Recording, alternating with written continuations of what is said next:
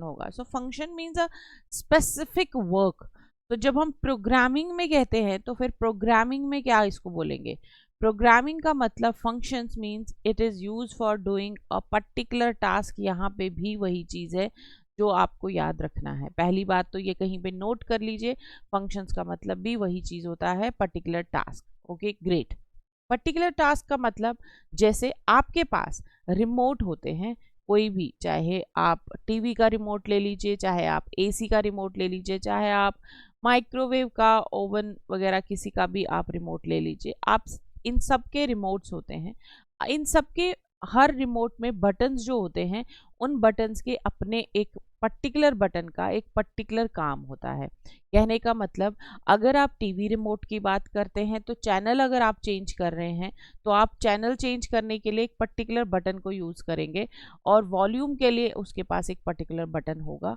आप कभी भी चैनल वाले बटन से वॉल्यूम चेंज नहीं कर सकते और वॉल्यूम वाले से चैनल नहीं कर सकते।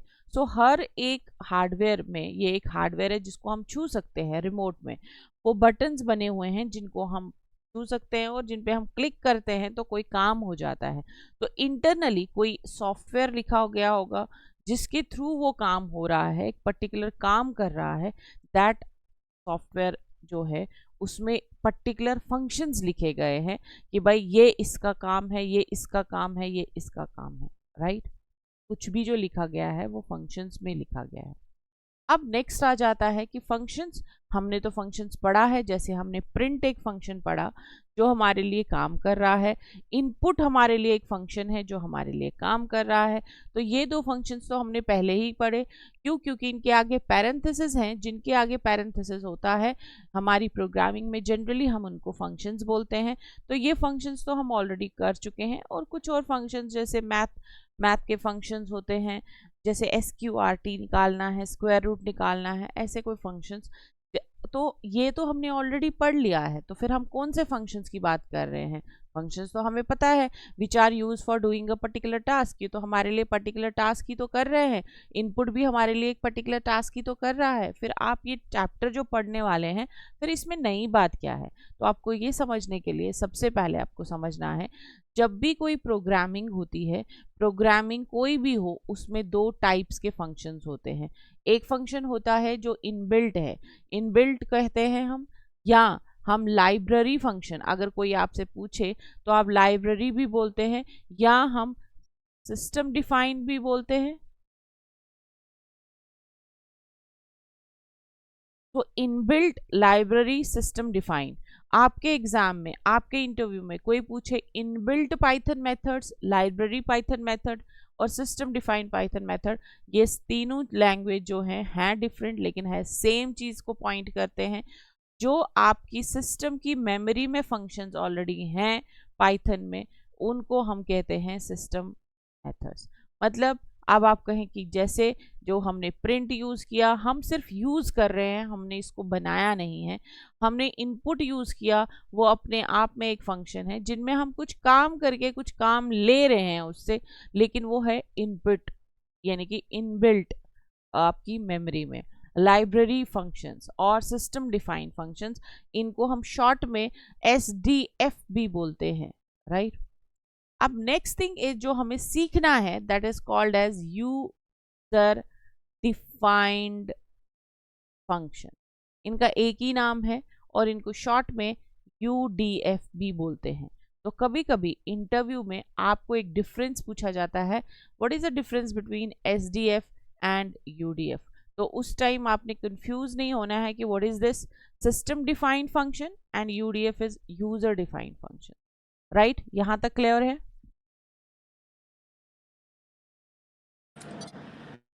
Yes, ma'am. अब यूजर डिफाइंड फंक्शंस की बात क्या कर रहे हैं हम, क्योंकि ये चैप्टर ही UDF है। यूजर डिफाइंड फंक्शंस का मतलब, मेरे पास एक प्रोग्राम है जिसमें मैं काम कर रही हूँ, मुझे पता है, मैं रोज की रूटीन में आती हूँ, मैं प्रोग्राम करती हूँ, बट मैं क्या चाहती हूँ कि मैं अब अपना अपना ओन फंक्शन लिखूं, राइट। तो मतलब मैं कहूँ कि मैं यहाँ पे प्रिंट की जगह पे NAV नव लिखूं, या मैं GU नूर लिखूं, या मैं एनी लिखूं, या मैं मिनी लिखूं, कोई भी चीज़ लिखूं इनमें से, ये वर्क कर ले। तो वर्क कर ले मतलब ये नव जो है that is not in a system memory, तो वर्क नहीं करेगा स्टार्टिंग में। कैसे करेगा, क्या करेगा, वो तो हमने देखना है, बट ये कोई भी फंक्शन इसमें वर्क नहीं करेगा because they are not inbuilt in the memory, they are user defined. User defined का मतलब ये फंक्शंस मैंने बनाए हैं, मैंने इनको नाम दिया है। तो वीएस कोड आपको कहता है कि अगर आपको काम करना है ऐसे किसी चीज़ के लिए, तो आप क्या करते हैं, आप, ये ऑलरेडी फंक्शन है, इसमें ऑलरेडी काम है, हम इसमें एक फाइल ओपन कर देते हैं जिससे आपको थोड़ा सा रिवाइज इस पे आ जाए। चलिए, हमने कहा कि पाइथन कहता है कि हमारे पास एक फंक्शन है नव। चलिए इसको कॉल कर दीजिए, जैसे आप अभी प्रिंट को कर रहे थे तो आपने लिख दिया नव, तो ये तो कॉल होना चाहिए, लेकिन नहीं होगा। कॉल का मतलब हम इसको बुला रहे हैं। जब हम इसको रन करेंगे तो आउटपुट में कुछ इस तरह से आएगा, नव is not defined. But Python में प्रिंट तो नहीं है ऐसा कह रहा था, प्रिंट तो हमारे लिए काम कर रहा था। क्यों? क्योंकि प्रिंट उसकी मेमोरी में है कि प्रिंट तुमने करना क्या है, इनपुट तुमने करना क्या है। नव के केस में नहीं है। अब नव की जगह पे अगर हम कुछ और नाम ट्राई करें, कोई भी नाम जो कि सिस्टम की मेमोरी में नहीं है, अब हम रन करेंगे तो ये फिर से एरर देगा कि any is not defined, what you want to, आप क्या बोलना चाह रहे हो, कुछ आपने गलत कर दिया है क्या, क्योंकि मेरे पास तो एनी डिफाइंड नहीं है। Very good. सो कहने का मतलब हम यूजर डिफाइंड फंक्शन बनाना चाहते हैं, तो आपको उसके साथ में और क्या चीज़ें ध्यान में रखनी पड़ेंगी। कुछ ये चीज़ आपको ध्यान में रखनी पड़ेगी कि जब भी आप यूडीएफ बनाते हैं तो यूडीएफ में आपको दो चीज़ें ध्यान में रखनी पड़ती हैं। जब आप यूजर डिफाइंड फंक्शंस बनाएंगे, यूजर डिफाइंड में आप कॉल भी खुद करते हैं यूजर ही, और उसको डिफाइन भी यूजर करता है। ये दोनों चीज़ें यूजर ने ही करनी है। उसको मैनेज भी यूजर ही करेगा, पूरा का पूरा काम जो है वो भी यूजर ही करेगा।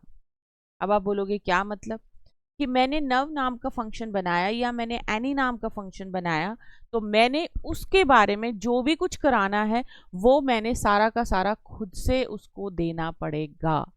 उसको कंप्यूटर कुछ भी ऑटोमेटिकली नहीं देने वाला है। यानी कि मुझे उसकी डेफिनेशन भी खुद लिखनी पड़ेगी, ठीक है।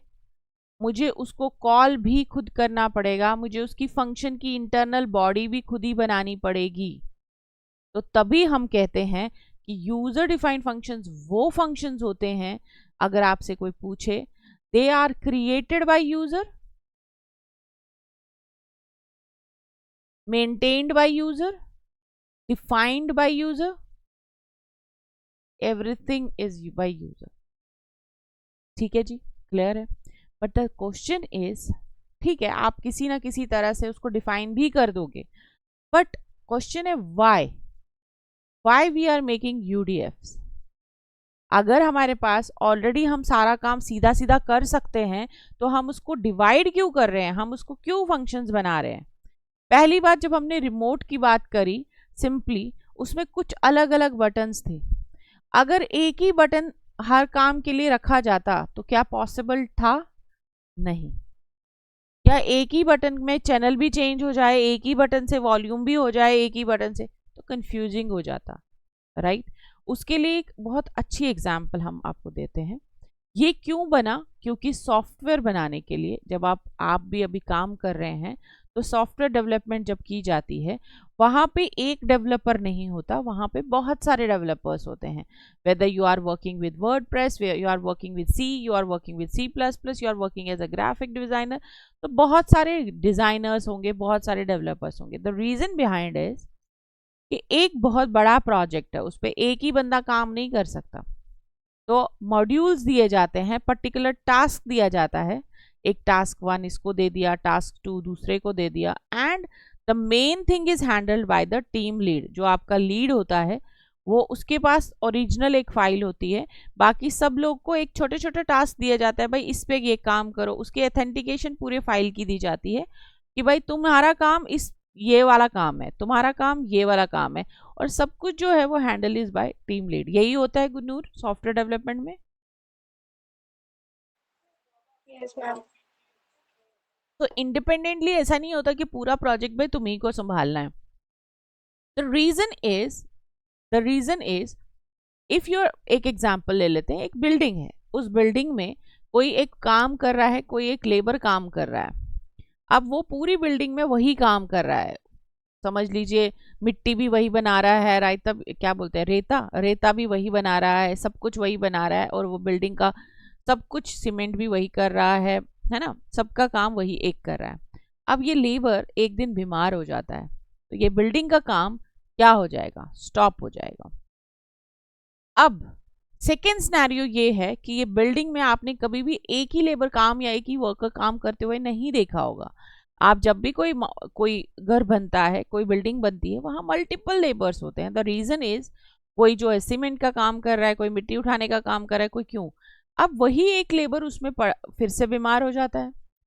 अब उस सिनेरियो में क्या होगा कि जो रेस्ट ऑफ द लेबर्स हैं वो इस एक बंदे का काम जो है वो कंपनसेट कर सकते हैं। कंपनसेट का मतलब होता है, आप एक कंपनी में काम करते हैं जहां सॉफ्टवेयर बनते हैं, वहां पे 100 डेवलपर हैं, उनमें एक डेवलपर नहीं भी आ रहा है तो 99 डेवलपर्स जो हैं वो उस एक बंदे का काम जो है वो कंपनसेट कर सकते हैं।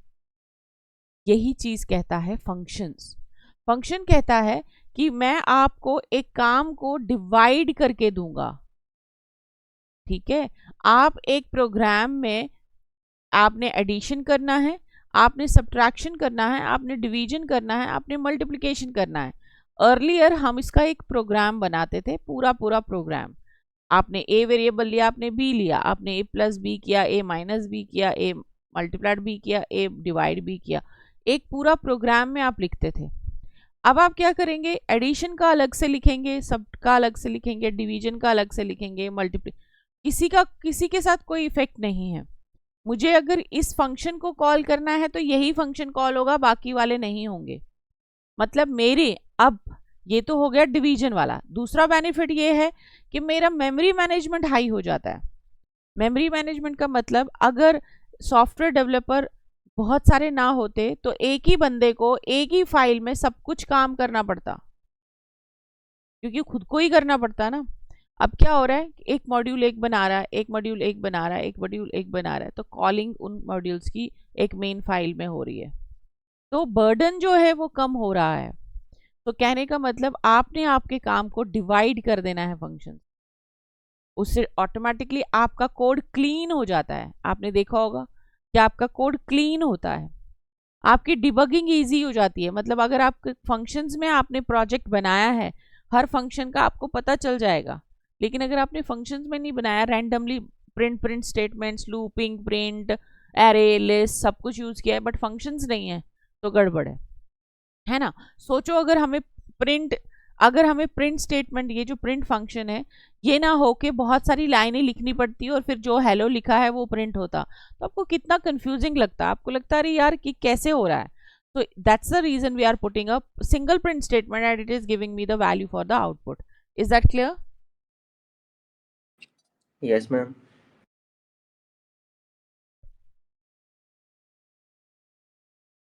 Okay, so this is about your UDF. Now the question is, okay, much more theory. Now the question is, how ma'am we are going to work?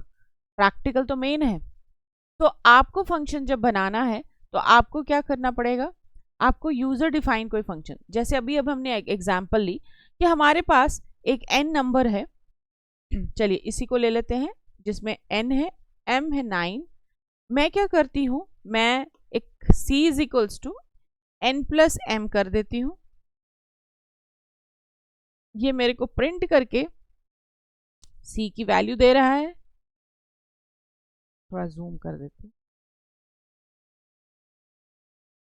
यहाँ पे कंट्रोल C करेंगे, control V and control V. Why I am putting like this? Because I just change the sign here. I say multiply. I'm giving you this example, and I say minus. I say divide, or percent sign. What, that is your choice, or double. That is your choice. Okay. Now if I just try to run the code, exactly it will give me the output. कोई problem नहीं है. Print 18, 9 plus 9, 9 into 9, 9 minus 9 and 9 divided by 9. Very good. Great. हमको answer भी मिल रहा है। अब इसी question को अगर हमने मैसेजेस भी लिखने हैं, इसी क्वेश्चन को हम चाहते हैं कि भाई हमको हर बार ये जब भी रन करेंगे ना तो हर बार हमको चारों चीज़ें मिल रही हैं। हम नहीं चाहते हैं चारों चीज़ें, हम चाहते हैं कि हमारी अकॉर्डिंगली चले, कि एक पर्टिकुलर फंक्शन में हम रखें। सपोज ये एक डेवलपर है जिसने सारा काम किया, अब इसको हम डिवाइड करना चाहते हैं कि एक काम एक करे, एक काम एक करे, एक काम एक। तो व्हाट आई डू, क्या करते हैं, ये जो सारी चीज़ है यहाँ तक की, प्रिंट तक की, इसको व्हाट आई डू, मैं यहाँ पे एक फंक्शन लिखती हूँ ऐड, पैरेंथेसिस लगाऊंगी, कॉलन करूंगी और ये सारी कहानी इसके अंदर लिख दूंगी। लिख दी। अब इसके लिए एक और नाम ऊपर लेबल दे दूंगी जिसका नाम MUL दे दूंगी, पैरेंथेसिस करूंगी, कॉलन कर दूंगी और यहां पे टैब करके इसको इसके अंदर रख दूंगी। लेकिन वैल्यूज यहां पे भी लेनी पड़ेंगी, वो हम देखेंगे कैसे एक्सटर्नल फिर लेते हैं, क्योंकि फिर ये नहीं लेगा। हर एक मॉड्यूल डिफरेंट है ना। अभी आपने बस ऐसे देखना है कि मैं कर क्या रही हूं। यहां आ जाएंगे, इसको भी वो वैल्यूज चाहिए तो दे देते हैं इसको भी। ये वो वैल्यूज हैं जो आपको टीम लीड देता है। सो आपने सब नाम रख दिया इसका, सब्ट्रैक्शन, कॉलन, और ये सारी वैल्यूज इसके अंडर रख दी। Very good. आ जाइए यहां पे,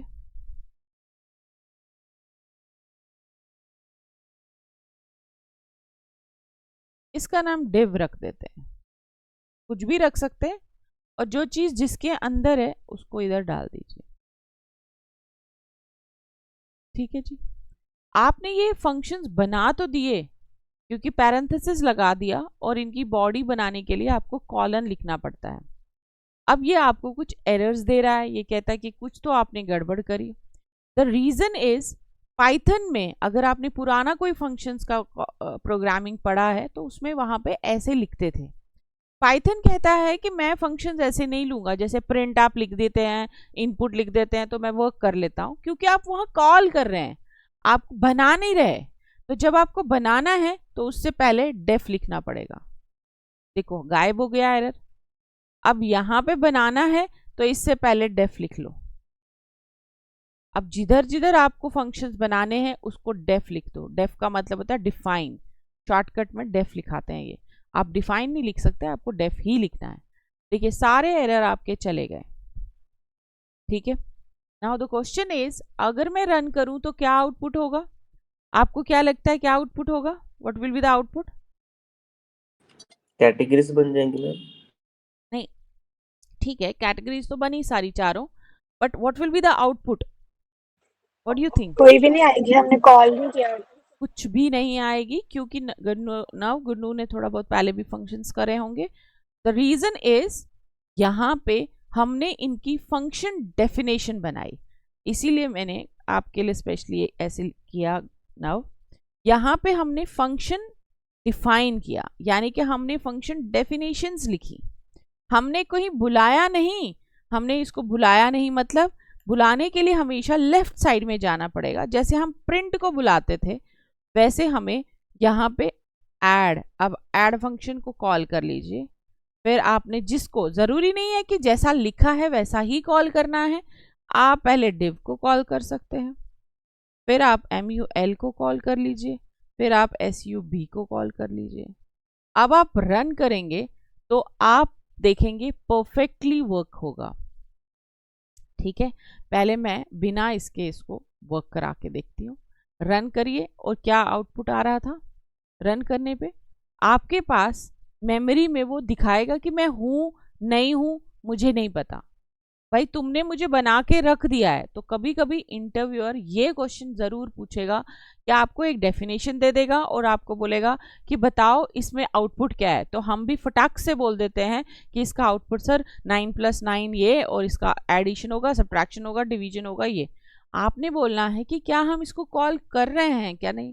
अगर वो कहते हैं कि हाँ, अज्यूम करो कि आप इन चारों फंक्शंस को कॉल कर रहे हो, तो आप आउटपुट बोलोगे। लेकिन अगर वो बोले कि आपने कॉल नहीं किया तो what will be the output? The answer is it will not print anything, not even error, because क्योंकि मैंने डेफिनेशन लिखी है वो मेमोरी में है। मेमोरी में कहाँ पे?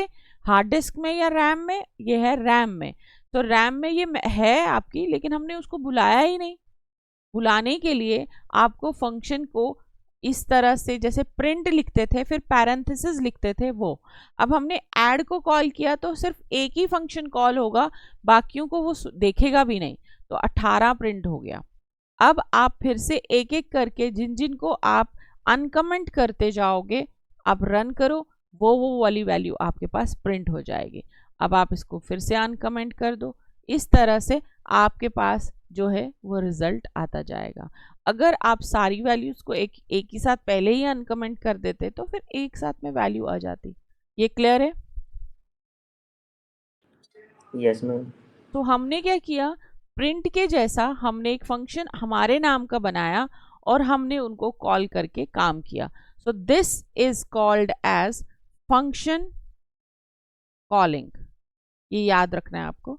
एंड दिस वन जो ऊपर हमने बनाया इन सब का, तो ये हो गया फंक्शन डेफिनेशन। और जो ये अंदर हम लिखते हैं इसको टर्मिनोलॉजी लिखी दी जाती है फंक्शन बॉडी। तो ये यहाँ की function body, you can just, for your better picture, control C and just take here control V, just take the cursor here control V, ये इसकी बॉडी है। क्लियर है? Everything is crystal clear now? Yes, ma'am. Yes, ma'am. सो हमने function बनाया, हमने function की body बनाई, हमने फंक्शन को कॉल किया और हमने फंक्शन से काम लिया। वेरी गुड, बहुत सही है, सही जा रहा है। लेकिन अब सपोज करिए ये फंक्शन जो है यहाँ पे हमने प्रिंट की तरह यहाँ पे कोई वैल्यू देनी है। हम चाहते हैं कि कुछ वैल्यू यहाँ पे हो, तो क्या हम कर सकते हैं? यस, हम कर सकते हैं, लेकिन उससे पहले हमको फंक्शंस की कैटेगरीज पढ़नी पड़ेंगी। ये मैं पहले इसको कमेंट कर देती हूँ, फिर मैं भेज दूंगी ये। जैसे आप प्रिंट लिखते हैं, आप प्रिंट को खाली भी प्रिंट कर सकते हैं और प्रिंट को कुछ मैसेज के साथ भी प्रिंट कर सकते हैं, और प्रिंट को आप किसी वेरिएबल के साथ भी प्रिंट कर सकते हैं, है ना? तीनों में डिफरेंस क्या है? ये जो है ये आपको एक ब्लैंक देगा एंटर करने का, कह लीजिए ब्लैंक एंटर बोल सकते हैं इसको। और ये जो है ये आपको जो भी मैसेज है आपको वो दिखा देगा, और ये जो है ये आपको वेरिएबल की जो भी वैल्यू है वो आपको दे देगा। मतलब हमने प्रिंट को एक खाली पैरेंथेसिस में भी रखा और हमने कुछ अंदर वैल्यूज भी डाली। तो ये जो वैल्यूज हम डालते हैं इनको हम आर्ग्यूमेंट बोलते हैं। समझना अच्छी तरह से, ये बहुत इंपॉर्टेंट चीज है। आर्ग्यूमेंट बोलते हैं या पैरामीटर्स बोलते हैं, और कभी कभी कोई आपको वैल्यूज भी बोलेगा। तो वैल्यूज बोलो, पैरामीटर्स बोलो, आर्ग्यूमेंट बोलो, आर द सेम थिंग। मतलब हमने प्रिंट के अंदर मैसेज डाला, मतलब मैसेज को हम आर्ग्यूमेंट समझें, पैरामीटर समझें या वैल्यू समझें। इसका मतलब जब मैं इस प्रिंट की बात कर रही हूं तो वहां पे कोई आर्ग्यूमेंट है ही नहीं,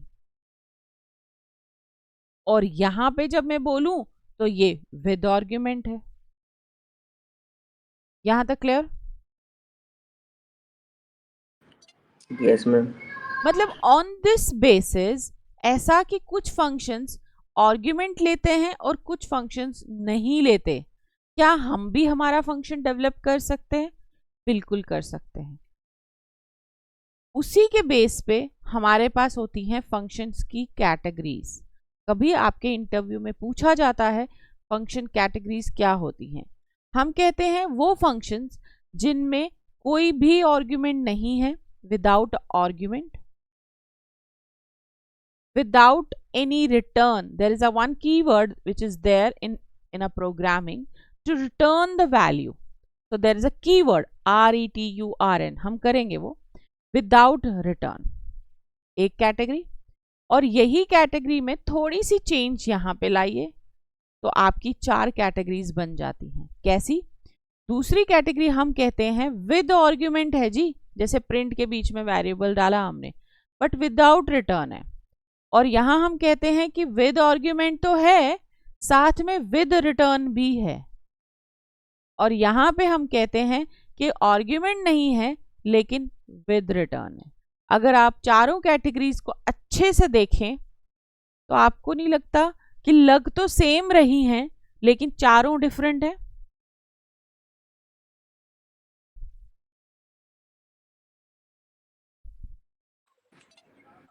चारों डिफरेंट। चारों डिफरेंट है क्योंकि पहला कह रहा है फंक्शन विदाउट आर्ग्यूमेंट, भाई मुझको कोई पैरामीटर नहीं देना है और मुझको कोई रिटर्न भी नहीं चाहिए। मतलब ये वाली कैटेगरी तो हमारे एंड से डन है। क्यों? क्योंकि ये जो हमने अभी अभी किया इसमें हमने कोई आर्ग्यूमेंट नहीं दिया और कोई हमने यहाँ रिटर्न भी नहीं लिखा प्रिंट की जगह पे। जहाँ प्रिंट लिखते हैं वहाँ हम रिटर्न लिखते हैं। कैसे लिखते हैं, कब लिखते हैं, वो हम देखेंगे, बट अभी फिलहाल के लिए जो पहली कैटेगरी है that is from our and, that is done. Next category है विद आर्ग्यूमेंट विदाउट रिटर्न। मतलब अब हम चाहते हैं कि जैसे प्रिंट के अंदर वेरिएबल हमने अभी अभी लिखा या मैसेज लिखा, क्या हम हमारे फंक्शन में भी ऐसा कुछ कर सकते हैं? बिल्कुल कर सकते हैं। आप चारों फंक्शन जो ऊपर लिखे हैं उनमें से कर सकते हैं या कुछ हम नया फंक्शन ले लेते हैं। सपोज करिए मेरे पास n एक वेरिएबल है जिसमें वैल्यू है 90। अब मैं नव करके एक फंक्शन बनाती हूँ और मैं कहती हूँ ये वैल्यू जो है फंक्शन में लेके जाइए, और जहाँ आप फंक्शन बना रहे हैं वहाँ पे जब आप फंक्शन को डिफाइन करें ऊपर, उस फंक्शन को जब मैं डिफाइन करूँ तो ये वाली वैल्यू वहाँ आ जानी चाहिए। ग्रेट, बहुत अच्छा। तो प्रिंट कर दीजिए और प्रिंट करके आप लिख दीजिए n। ठीक है, कॉलिंग तो हमें समझ में आ गई और डिफाइन भी समझ में आ गया।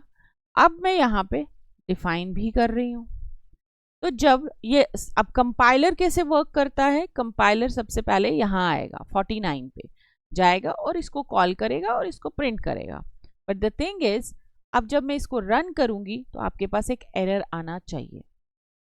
Bye default it takes the value 90 because Python इसमें बहुत फास्ट है।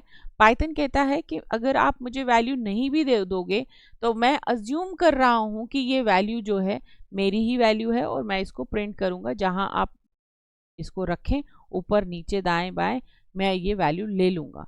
बट आप कोई वैल्यू जो है यहाँ से पास कराना चाहते हैं यहाँ पे, भाई ये हमने दो वैल्यूज़ जो है वो पास कराई हैं और उनकी वैल्यूज़ हम यहाँ पे ऐड करना चाहते हैं। तो आप क्या करते हैं, आप उस वैल्यू को यहाँ पास कराते हैं। आप कहते हैं n। बाय डिफ़ॉल्ट तो इसने ले लिया, लेकिन कभी आपको एरर दे तो उस टाइम पे you need to pass the value here, and यहाँ पे भी आपको उस वैल्यू को पास कराना पड़ता है। अब आप रन करके देखें तो सेम आउटपुट इसमें तो सेम ही आएगा। तो इस तरह से आप वैल्यूज़ को विद आर्ग्यूमेंट कर सकते हैं, लेकिन कोई रिटर्न नहीं है। अब सपोज करिए मैंने n और m is equals to double quotes, मैंने यहाँ पे एनी लिखा। अब मैं दो वैल्यूज़ को पास कराना चाहती हूँ, तो प्रिंट की तरह नव के अंदर मैंने n कॉमा m कर देना है, और यहाँ पे अगर खाली n है और आप even though if I print m and if I just try to run the code and what this is going to give, see it says earlier it was giving properly, भाई ठीक है तुमने ऊपर मुझे value नहीं दी, कोई problem नहीं मैं ले लूँगा। लेकिन देखो अब ये कह रहा है कि तुम मुझे दो वैल्यूज़ नीचे से दे रहे हो और ऊपर तुम मुझे एक ही दे रहे हो, तो मैं नहीं ले सकता। तो आपको कितनी वैल्यूज़ को पास कराना पड़ेगा, दो वैल्यूज़ को। आप इसको रन करिए, रन करने के बाद आप देखिए आपके पास परफेक्ट आउटपुट दिखेगा। ये क्लियर है? Yes ma'am. लेकिन इसमें अब एक चीज, अब यहाँ पे भी nm लिख रहे हैं, यहाँ पे भी nm लिख रहे हैं, तो ऐसा लग रहा है कि बस वही चीज उठा के रखी है। ऐसा नहीं है, आप यहाँ वैल्यूज को चेंज कर सकते हैं। इवन पुरानी प्रोग्रामिंग्स में C++ में we need to give the data types, हमें प्रॉपर इंटीजर लिखना पड़ता था, प्रॉपर अगर गुरनीर को पता हो कैर लिखना पड़ता था। यहाँ नहीं लिखना है। पाइथन कहता है देखो मैं कितना इजी कर दिया तुम्हारे लिए। पाइथन कहता है बस तुम वैल्यूज लिखो। Okay, now the question is it is mandatory to go with the n and m and here also n and m? No, यहाँ पे आप कुछ भी लिखो, लेकिन आपको नंबर ऑफ पैरामीटर सेम लिखने पड़ेंगे। आपने P और Q लिखा तो यहाँ पे भी P और Q ही फिर प्रिंट होने वाला है, राइट। तो I have change the number of the parameters वही है, I have change the name. आपने नीचे से 2 पैरामीटर पास कराए, ऊपर आप 3 लिख रहे हैं, कॉमा S लिख रहे हैं, तो उसको कंफ्यूज हो जाएगा। वो कहेगा कि तुम नीचे से मुझे 2 पैरामीटर पास कर रहे हो जहां कंपाइलर रन हो रहा है, और मुझको यहाँ पे 3 दे रहे हो, तो गड़बड़ है। लेकिन आप उसको नाम जो है वो यहाँ पे चेंज कर सकते हो, and that's the reason there is one fundamental which is asked in interview: what are the actual parameters, and the second thing is what are the formal parameters। तो अब आपको ये पता होना चाहिए फॉर्मल पैरामीटर्स और आर्ग्यूमेंट्स और values. तो एक्चुअल पैरामीटर्स वो पैरामीटर्स होते हैं जो पास किए जाते हैं जब हम कॉल कर रहे हैं, राइट। एंड फॉर्मल पैरामीटर्स वो पैरामीटर्स होते हैं जो प्रोटोटाइप, यानी कि जैसा नीचे लिखा है वैसा ऊपर फॉर्मली बनाने के लिए यूज किया जाता है। It's not mandatory to have the same name with the actual parameter, that's the reason they have put the different name. Is that clear? Yes, ma'am. So this is your second category, that is called as function with argument। अब देखो line number 50 पे मैंने argument pass कराए हैं, जैसे print में लिखते थे, और ये मेरा अपना फंक्शन है। नव is a function which is created by the user. तो मैंने इसमें पैरामीटर पास किया, और जहां मैंने इसकी डेफिनेशन बनाई वहां पे भी पैरामीटर है। ये चीज हमने देखी, ठीक है, यहां तक क्लियर?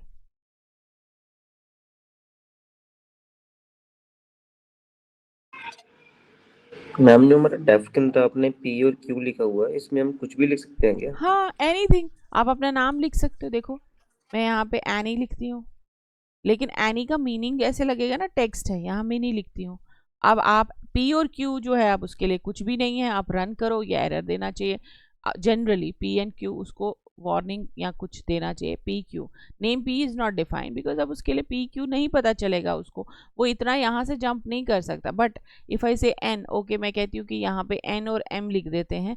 बट पाइथन जो है ये चीज़ को पाइथन कहता है कि अगर ठीक है तुमने उसको ऊपर कोई नाम दे दिया है, नीचे मेरे को N और M दे रहे हो, तो मैं ले लूँगा, लेकिन it is not a good thing ना, वो ले रहा है, that is the you can say by default. But हमको समझने के लिए हमें क्या लिखना पड़ेगा, यहाँ पे भी एनी और यहाँ पे मिनी। तो now if I just try to run the code, आप कुछ भी लिखो, वो वैल्यूज को उसको रिटेन करके दे देगा। Is it clear? Yes ma'am. अगर मैं यहाँ A लिखूं बट यहाँ मैं फॉर एग्जांपल M लिखूं और अब मैं रन करूं, तो भी उसने 2 वैल्यूज के बीच में ले लेना है, एनी और मिनी, क्योंकि तुमने 2 वैल्यूज दी हुई हैं। बट यहाँ पे any is not defined to you. The thing is आप उसको गड़बड़ा कर रहे हो, वो वेरिएबल्स नहीं दे रहे जो वेरिएबल्स यहाँ हैं। N और M दे दोगे तो चल पड़ेगा, उसके बिना नहीं चलेगा। बट हम जनरली ऐसा नहीं करते, हम जो वैल्यू देते हैं ऊपर वही वैल्यू जो है वो आपको नीचे भी देनी है, तो ही पता चलेगा कि P ने उस M की वैल्यू को लिया, N की वैल्यू को लिया, और Q ने M की वैल्यू को लिया, और हमारे पास जो है वैल्यू मिल गई। Is that clear? Yes ma'am. चलिए, this category is called as function with argument without return. और कौन सा क्वेश्चन है जो हम कर सकते हैं इस कैटेगरी में? बहुत सारे क्वेश्चन जो आपने किए हैं अभी तक प्रोग्राम, वो सारे आप इसमें कर सकते हो। कहने का क्या मतलब है, आपने जितना काम किया है अभी तक वो सब आप फंक्शंस में अब डालना है आपको। It's time for to make the functions. आपका प्रोग्राम हो सकता है right a program to display factorial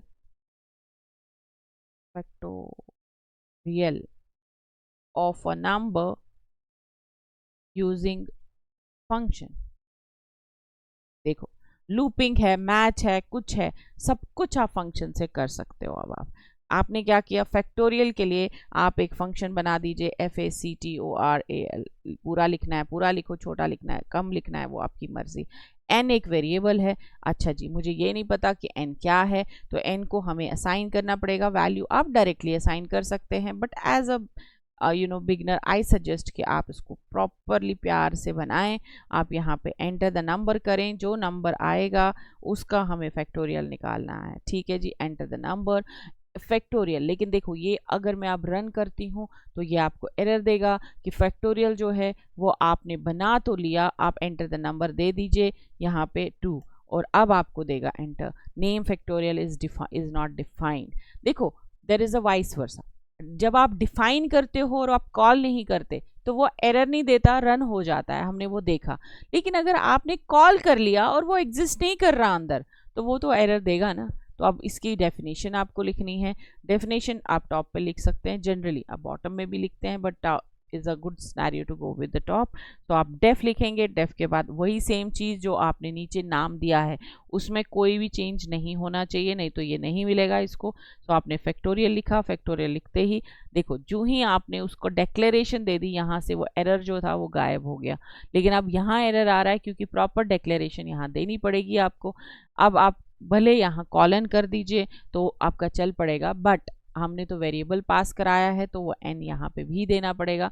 और अभी यहाँ एरर आएगा, एरर आएगा। अगर आप चाहते हैं कि इसकी बॉडी मैंने बाद में लिखनी है तो आप यहाँ पे पास लिख सकते हैं, मैंने पहले भी आपको बोला है पास लिख दीजिए, तो वो सारा का सारा एरर हट जाएगा, आपका प्रोग्राम चल पड़ेगा।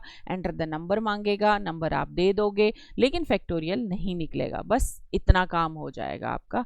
ये भी कभी कभी इंटरव्यू में छोटा छोटा स्निपेट दिया जाता है कि बताओ इसका क्या आंसर होगा, तो आप जल्दी से फटाक से बोल देते हो इसका फैक्टोरियल आंसर होगा। नहीं, इसमें एंटर द नंबर आएगा, नंबर फैक्टोरियल में जाएगा, फैक्टोरियल में जाके आपने पास कर दिया।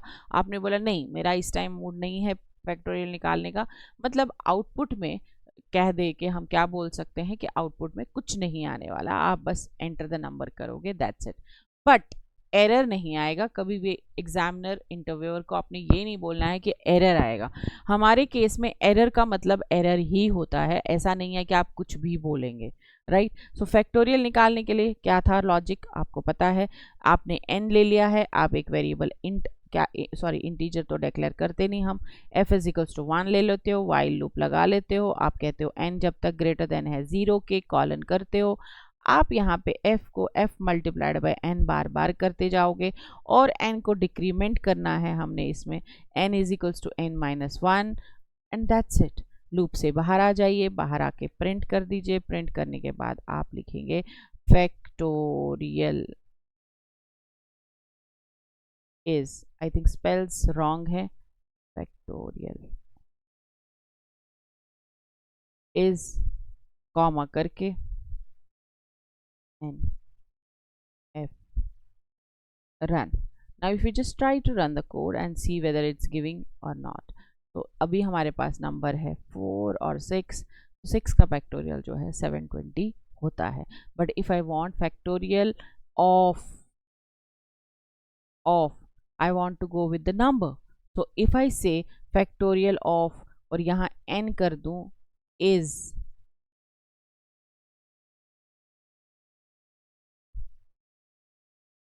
लेकिन यहाँ पे ये डबल कोट्स यहीं ख़त्म हो जाएगा, फिर कॉमा आएगा।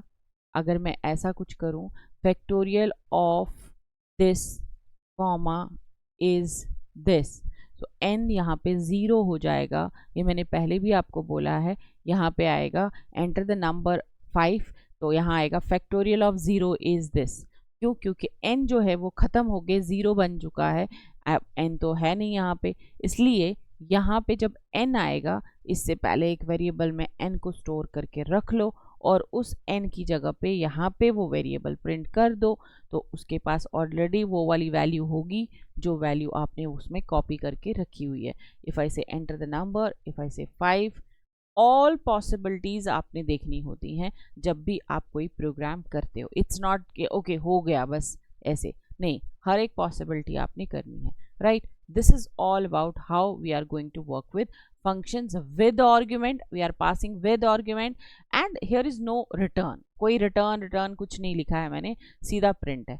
इस तरह से आप कोई भी प्रोग्राम, if else का प्रोग्राम, switches यानी कि मैच का प्रोग्राम, कुछ भी आप कर सकते हो यहाँ पे। So these are the two categories which we discussed today. ज़्यादा जल्दी नहीं जाना है, जो भी काम करना है परफेक्ट करना है.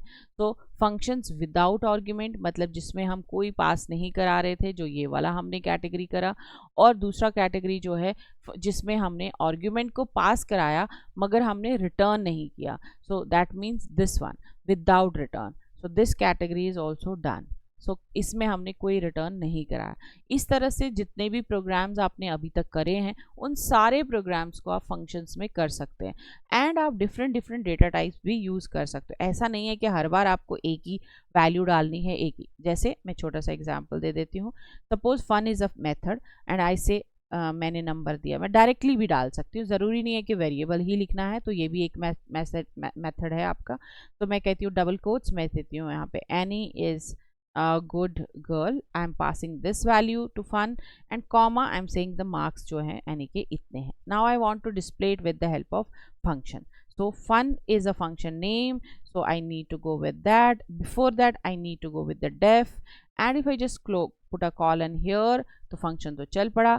If I say print statement and print करने क्या वाला है, लेकिन अगर मैं one मतलब क्या हुआ मेरे लिए, तो if I say a तो मैं कहती हूँ चलो जी ए है, रन कर दीजिए. रन करने के बाद आप देखेंगे तो रन करने के बाद यहाँ पे देखो गड़बड़ हो गया. क्या कहता है कि आप नीचे मेरे को 3 वैल्यूज़ पास करा रहे हो और ऊपर मुझे कुछ भी नहीं दे रहे हो. देखो 1 के केस में वो बाय डिफ़ॉल्ट गलती से ले लेता है, लेकिन आपको वो याद नहीं रखना है. आपको एक भी वैल्यू पास करानी है, 10 भी करानी है, 4 भी करानी है. तो कहने का मतलब यहाँ आपको वो वैल्यू देनी पड़ेगी. तो आप यहाँ पे लिख सकते हो कि ये रोल नंबर था और दूसरा जो था वो उसके लिए एनी के लिए मैसेज था और तीसरा जो है वो एनी के मार्क्स थे. ठीक है जी, ले लिया.